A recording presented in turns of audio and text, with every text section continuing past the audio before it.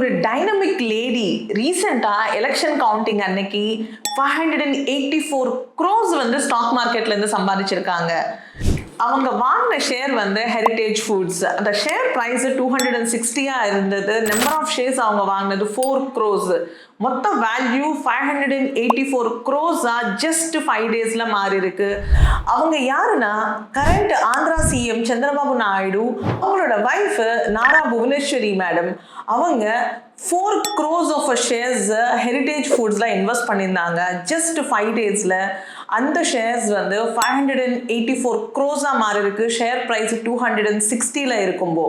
So நான் என்ன சொல்ல வரேன் அப்படின்னா, நம்ம ட்ரேடரா இருக்கக்கூடாது. ஸ்டாக் மார்க்கெட்ல ஒரு இன்வெஸ்டரா ஒரு லாங் டேர்ம் கோலோட நம்ம போறோம் அப்படின்னா you can also create a amazing wealth. இந்த மாதிரி இன்ட்ரெஸ்டிங்கான வீடியோஸ்க்கு ஃபாலோ ஃபினான்ஷியல் ஃபெதர்ஸ்.